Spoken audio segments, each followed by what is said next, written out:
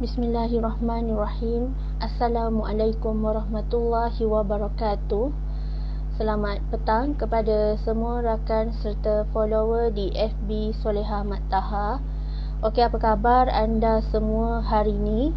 Soleha doakan agar semuanya berada dalam keadaan sihat walafiat, sentiasa diberikan kemudahan dan juga kelancaran dalam setiap urusan yang kalian lakukan, insya-Allah dipermudahkan oleh Allah Subhanahu Wa Taala.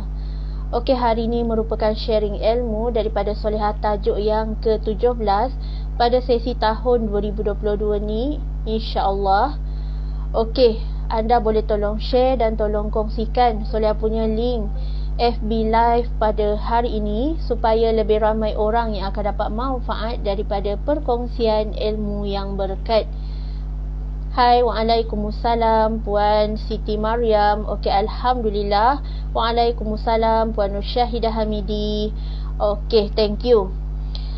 Sebelum kita meneruskan majlis ilmu pada hari ini, jom sama-sama kita berselawat dan berdoa semoga Allah memberkati majlis ilmu kita pada hari ini, insya-Allah. Allahumma salli ala Sayyidina Muhammad wa ala alihi Muhammad. Allahumma salli ala Sayyidina Muhammad wa ala alihi Muhammad. Allahumma salli ala Sayyidina Muhammad wa ala alihi Muhammad. Bismillahirrahmanirrahim. Allahumma aftah alaina hikmataka wa anshur alaina min khazaini rahmatika ya arhamar rahimin. Rabbi shrah li sadri wa yassir li amri wahlul 'uqdatan min lisani yafqahu qawli. Amin ya Allah ya Mujib. Okey, alhamdulillah. Tajuk kita hari ini adalah pengkhianat yang sebenar. So siapakah sebenarnya pengkhianat di muka bumi ini? Okey, saya akan kongsikan bersama dengan anda sebentar lagi, insya-Allah. Okey, sebenarnya kita di fasa dunia akhir zaman. So dunia akhir zaman ni memang telah dinyatakan di dalam ayat Al-Quran sendiri. Banyak berlaku penipuan, pendustaan, kezaliman dan fitnah bermaharaja lela. So, fitnah akhir zaman ni sangat-sangat menakutkan sebab dia menggunakan cara yang sangat halus. Kadang-kadang kita tak nampak kan, tetapi impak dia terlalulah sangat besar. So, hati-hati dengan fitnah akhir zaman ni. Yelah, sekarang ni kita di era moden. Namun, bila kita di era moden ni, di era globalisasi ni, makin canggih dunia, sebenarnya makin kita diuji. Di mana kecanggihan dunia kita ni selari dengan peredaran media sosial. Kita lihat je lah, media sosial adalah antara pengkhianat yang sebenar di muka bumi ni. Kita lihat, bila sekarang ni kuasa viral menjadi keutamaan, bila mana kerana tangan-tangan netizen, keyboard warriors, ramai yang menyalahkan dan meletakkan hukum di satu-satu pihak sehingga lupa nak tabayun, lupa nak siasat, sampaikan boleh jatuh fitnah dan menyebabkan kezaliman pada pihak yang tak bersalah. So kita hati-hati. Zaman viral ni lebih baiklah kita siasat dahulu dan biarlah pihak berwajib yang siasat. Jangan kita netizen, kita rakyat marhen ni yang sibuk-sibuk nak mengecam, sibuk-sibuk nak menghakimi tanpa kita menyiasat terlebih dahulu. So hati-hati, perkara ni boleh menyebabkan kehidupan orang lain menjadi mangsa. Banyaklah kita lihat kes penderaan, kes rogol, kes pembunuhan yang mana kita lihat tak dapat pembelaan yang adil, menyalahi seperti viral. Bila dah viral ni, bila mulut-mulut rakyat yang membuat lebih berkuasa daripada pihak berkuasa, mereka netizen lebih laju, lalu akan menyebabkan permainan emosi. Permainan emosi dan akan menyebabkan pihak yang terbabit akan menjadi lebih stres, dia akan menjadi lebih tertekan. So biarlah kita diam, itu lebih baik, dan biarlah pihak yang berwajib yang menjalankan siasatan. Jangan kita mengambil bahagian orang lain sehingga menyebabkan nasib orang, sehingga menyebabkan diri dia dalam bahaya, diri dia mendapat bencana. So hati-hati. Memang kita lihat zaman sekarang ni fitnah berleluasa.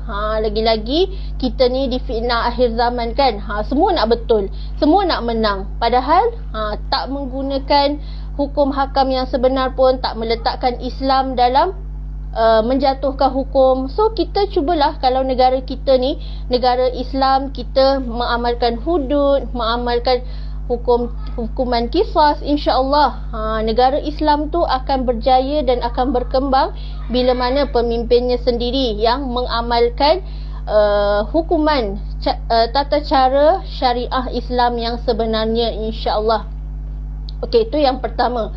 Pengkhianat sebenar yang pertama adalah fitnah akhir zaman. Okey, yang seterusnya adalah munculnya golongan Ruwaibidah, iaitu golongan orang bodoh lagi fasik yang menguruskan berkaitan hal umum. Sebagai contoh, tiba-tiba ada golongan yang bukan bidangnya tetapi dilantik hanya kerana pangkat, kerana harta, kerana kroni, kerana orang dalam, tapi dia tak pakar pun dalam bidang tu.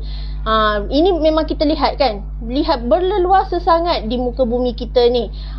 Kerana pangkat, kerana harta, kerana disogok dengan duit yang banyak, mulalah mengelabui mata pihak tertentu. So kita, kalau kita tahu hukum Allah tu, hendaklah kita telus, jujur dan jangan berlaku secara tidak adil, kerana memang telah dinyatakan dalam hadis-hadis akan muncul golongan Ruwaibidah, iaitu orang yang bodoh lagi fasik. Dah dia memang dia bukan dalam bidangnya, tetapi dilantik hanya kerana semata-mata nak memenuhi kerusi, nak memenuhi sesuatu dan menguruskan negara ni tanpa ada dia punya bidang tu, dia sendiri tak pandai, dia sendiri tak pakar. Ini yang kita lihat dalam kita punya pengurusan negara. So kita hendaklah sentiasa berlapang dada, hendaklah sentiasa meletakkan Rasulullah sallallahu alaihi wasallam sebagai role model kepimpinan negara Islam. Kerana Rasulullah sendiri dia ada khalifah-khalifah dia, dia ada leader-leader dia yang sentiasa menjalankan kepimpinan negara dengan penuh berhemah, adil, saksama, mengambil berat kesusahan hal rakyat dan sanggup mengorbankan harta demi Islam. Tetapi kita zaman sekarang ni kita lihat pihak-pihak atasan lebih suka berebut harta, lebih suka berebut kedudukan tanpa mempedulikan kesusahan rakyat. Tapi pada zaman Rasulullah dahulu tak ada. Sentiasa menitik beratkan kesusahan, keperluan rakyat-rakyatnya. Umat-umat Nabi Muhammad sentiasa ditarik tangan untuk memeluk agama Islam, diberikan dakwah secara terang-terangan, dan insya-Allah inilah yang kita perlu contohi, kepimpinan berdasarkan teladan daripada Rasulullah sallallahu alaihi wasallam yang sentiasa bercakap benar, yang sentiasa bijaksana, yang sentiasa menyampaikan sesuatu dengan penuh berhemah dan tak pernah berbohong. Sebab kita, racun dalam kehidupan kita adalah bohong. Bila sekali kita berbohong, kita berdusta, dia akan menjadi makanan, dan inilah maksud pengkhianat yang sebenar. Pengkhianat yang sebenar dalam kehidupan kita adalah sikap bohong. Sikap bohong, sikap dusta, sikap tamak haloba, itulah yang akan menjadi makanan dan racun yang boleh menyebabkan diri kita hancur di kemudian hari. Okey, yang seterusnya adalah pengaruh media sosial. Ini adalah antara pengkhianat yang sebenar berlaku sekarang ni, di mana media sosial ni mudah sangat, di Facebook, di TikTok, di Instagram, di mana-mana sahaja, di Twitter dan sebagainya, sangat laju. Sangat laju berita-berita tular. Tak sempat lagi orang nak siasat, kita dah upload dah video yang menyebabkan fitnah demi fitnah berlaku. So kita jangan terpengaruh dengan media sosial sebelum kita dapat jawapan yang sebenar-benarnya daripada pihak berwajib. Sebab kita tak naklah jadi pengkhianat yang sebenar. Dalam tak sedar kita membahayakan kehidupan orang lain, kita menyebabkan kehidupan orang lain menjadi semakin buruk, menjadi semakin kelam. So kita tak nak macam tu. Biarlah kita siasat tabayun dahulu. Jangan kerana media sosial menyebabkan perpecahan, keluarga berpecah belah, suami isteri bergaduh hanya kerana mendengar pihak orang lain, tak mendengar pun daripada pihak yang sebenar-benarnya. So bila kita ni nak buat keputusan sesuatu perkara tu, hendaklah kita bermusyawarah dahulu. Bermusyawarah, berbincang, berdiskusi. Sebab bila dengan berbincang, bermusyawarah, barulah kita akan jumpa solusi bagaimana nak selesaikan satu masalah tu. Sebagai contoh, nak selesaikan masalah pergaduhan, nak selesaikan masalah kecurian dekat kampung ke dan sebagainya. So perlukan perbincangan. Jangan kita melakukan sesuatu perkara tu hanya kerana dengan nafsu kita sendiri, kerana kita tamak. Kita kata tak apalah, aku nak view tinggi, aku nak traffic tinggi, nanti semua orang nanti aku famous. Jangan macam tu. Jangan kerana kita gila populariti, nak tinggi viewers, nak tinggi traffic, sampai menyebabkan kehidupan orang lain yang musnah hanya kerana kita yang suka menambah cerita. Sebagai contoh dalam media sosial sekarang kan, tajuk lain, isi lain, tajuk tu lebih sudu daripada kuah. Dia menambah-nambah cerita. Dia kata siapa suruh tak baca isi kandungan. Sedangkan dia buat semata-mata nak buat tajuk gempak. And then dalam tajuk yang gempak tu, dalam tak sedar dia sedang memfitnah dan memperdayakan pembaca. Di mana dia letakkan tajuk yang gempak-gempak tapi sebenarnya menyebabkan orang lain sakit hati, menyebabkan orang lain tertipu, semata-mata nak melariskan pembacaan. Ni selalunya janganlah jadi wartawan yang hanya nak kerana duit, hanya kerana nak trafik tinggi. Hati-hati. Biarlah kita meraih rezeki yang berkat, rezeki yang Allah redha, bukan hanya kerana nak kuantiti yang banyak tetapi tak berkat. Biarlah pekerjaan kita ni Allah berkati, Allah redai dunia dan akhirat, insya-Allah.